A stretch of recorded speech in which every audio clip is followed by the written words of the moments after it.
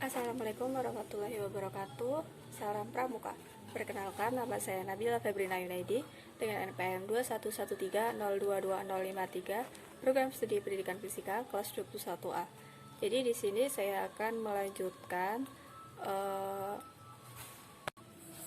menyebutkan undang-undang tentang gerakan pramuka yang sebelumnya ada pasal 1 sampai pasal 8, lalu ada pasal 9 sampai pasal 16, dan sekarang saya akan melanjutkan yaitu dari pasal 17 sampai 31. Pasal 17 ayat 1, evolusi dilakukan dalam rangka pengendalian mutu pendidikan kepramukaan sebagai bentuk akuntabilitas penyelenggaraan pendidikan kepramukaan kepada pihak yang berkepentingan.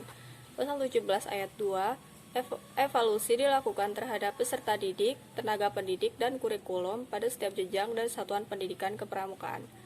Lalu pasal 17 ayat 3, evaluasi terhadap peserta didik dilakukan oleh pembina.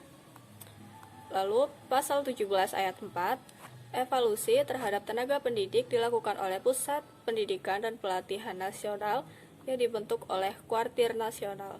Pasal 17 ayat 5, evaluasi terhadap kurikulum pendidikan kepramukaan dilakukan oleh Pusat Pendidikan dan Pelatihan Nasional yang dibentuk oleh Kuartir Nasional.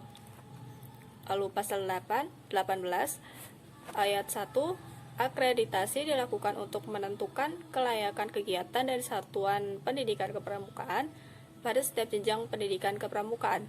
Pasal 18 ayat 2, akreditasi dilakukan atas dasar kriteria yang bersifat terbuka dan dilakukan oleh lembaga akreditasi sesuai dengan peraturan perundang-undangan. Pasal 19 ayat pertama, sertifikat berbentuk tanda kecakapan dan sertifikat kompetensi.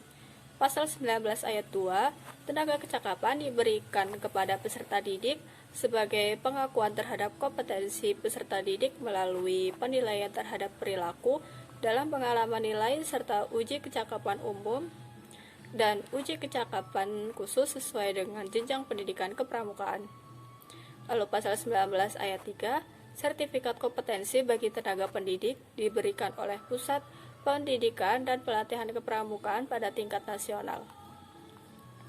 Lalu pasal 20 ayat 1, gerakan pramuka bersifat mandiri, sukarela, dan non-politis. Lalu pasal 20 ayat 2, satuan organisasi gerakan pramuka terdiri atas gugus depan dan kuartir. Lalu pasal 21, gugus depan sebagaimana dimaksud dalam pasal 20 ayat 2 huruf A meliputi gugus depan berbasis satuan pendidikan dan gugus depan berbasis komunitas. Lalu pasal 22 ayat 1, gugus depan berbasis satuan pendidikan sebagaimana dimaksud dalam pasal 21 meliputi gugus depan di lingkungan pendidikan formal. Lalu pasal 22 ayat 2, gugus depan berbasis komunitas sebagaimana dimaksud dalam pasal 21 meliputi gugus depan, komunitas kewilayahan, agama, profesi, organisasi kemasyarakatan, dan komunitas lain. Lalu pasal 23, kuartir sebagaimana dimaksud dalam pasal 20 ayat 2 terdiri atas kuartir ranting, kuartir cabang, kuartir daerah, dan kuartir nasional. Lalu pasal 24, gugus depan sebagaimana dimaksud dalam pasal 20 ayat 2 dibentuk melalui musyawarah anggota pramuka. Pasal 25 ayat 1, gugus depan sebagaimana dimaksud dalam pasal 24 dapat membentuk kuartir ranting. Lalu pasal 25 ayat 2, kuartir ranting sebagaimana dimaksud pada ayat 1 dapat membentuk kuartir cabang. Lalu pasal 26 ayat 1, kuartir cabang sebagaimana dimaksud dalam pasal 25 ayat 2 dapat membentuk kuartir daerah. Lalu pasal 26 ayat 2, kuartir daerah sebagaimana dimaksud pada ayat 1 dapat membentuk kuartir nasional. Pasal 27 ayat 1, kepengurusan kuartir sebagaimana dimaksud dalam pasal 23 dipilih oleh pengurus organisasi gerakan pramuka yang berada di bawahnya secara demokratis melalui musyawarah kuartir. Pasal 27 ayat 2, kepengurusan sebagaimana dimaksud pada ayat 1 tidak terikat dengan jabatan publik. Lalu pasal 28 ayat 1, Kuartir ranting sebagaimana dimaksud dalam pasal 23 merupakan satuan organisasi gerakan pramuka di kecamatan. Lalu pasal 28 ayat 2, kuartir ranting mempunyai tugas memimpin dan mengendalikan gerakan pramuka dan kegiatan kepramukaan di kecamatan. Lalu pasal 28 ayat 3, kuartir ranting sebagaimana dimaksud pada ayat 1 dibentuk oleh paling sedikit 5 gugus depan melalui musyawarah ranting.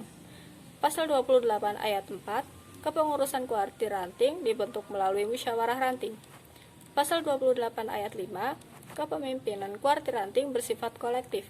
Pasal 28 ayat 6, musyawarah ranting sebagaimana dimaksud pada ayat 3 merupakan forum untuk mempertanggungjawabkan organisasi, pemilihan dan penetapan kepengurusan organisasi kuartir ranting, dan penetapan rencana kerja organisasi. Lalu pasal 29 ayat 1, kuartir cabang sebagaimana dimaksud dalam pasal 23 merupakan organisasi gerakan pramuka di kabupaten atau kota. Lalu pasal 29 ayat 2, kuartir cabang merupakan tugas memimpin dan mengendalikan gerakan pramuka dan kegiatan kepramukaan di kabupaten atau kota. Lalu pasal 29 ayat 3, kuartir cabang sebagaimana dimaksud pada ayat 1 dibentuk melalui musyawarah cabang. Pasal 29 ayat 4, kepengurusan kuartir cabang dibentuk melalui musyawarah cabang. Pasal 29 ayat 5, kepemimpinan kuartir cabang bersifat kolektif. Pasal 29 ayat 6, musyawarah cabang sebagaimana dimaksud pada ayat 3 merupakan forum untuk mempertanggungjawabkan organisasi, pemilihan dan penetapan kepengurusan organisasi kuartir cabang, dan penetapan rencana kerja organisasi. Lalu pasal 30 ayat 1, kuartir daerah sebagaimana dimaksud dalam pasal 23 merupakan organisasi gerakan pramuka di provinsi.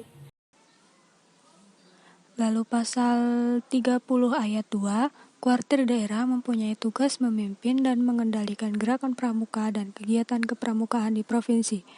Pasal 30 ayat 3, kuartir daerah sebagaimana dimaksud pada ayat 1 dibentuk melalui musyawarah daerah.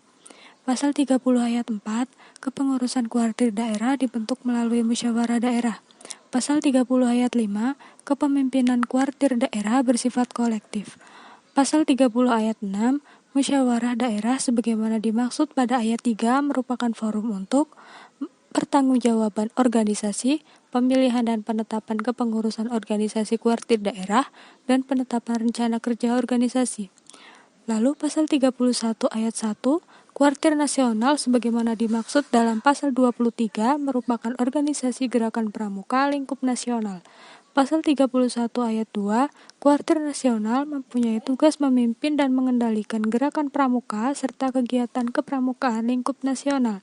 Pasal 31 ayat 3, kuartir nasional sebagaimana dimaksud pada ayat 1 dibentuk melalui musyawarah nasional. Pasal 31 ayat 4, kepengurusan kuartir nasional dibentuk melalui musyawarah nasional. Pasal 31 ayat 5, kepemimpinan kuartir nasional bersifat kolektif. Pasal 31 ayat 6, musyawarah nasional sebagaimana dimaksud pada ayat 3 merupakan forum musyawarah tertinggi untuk pertanggungjawaban organisasi, pemilihan dan penetapan kepengurusan organisasi kuartir nasional, perubahan dan penetapan anggaran dasar dan anggaran rumah tangga, dan penetapan rencana kerja strategis organisasi. Demikian penyebutan undang-undang tentang gerakan pramuka dari pasal 17 sampai 31. Apabila ada salah kata saya mohon maaf. Saya akhiri. Wassalamualaikum warahmatullahi wabarakatuh.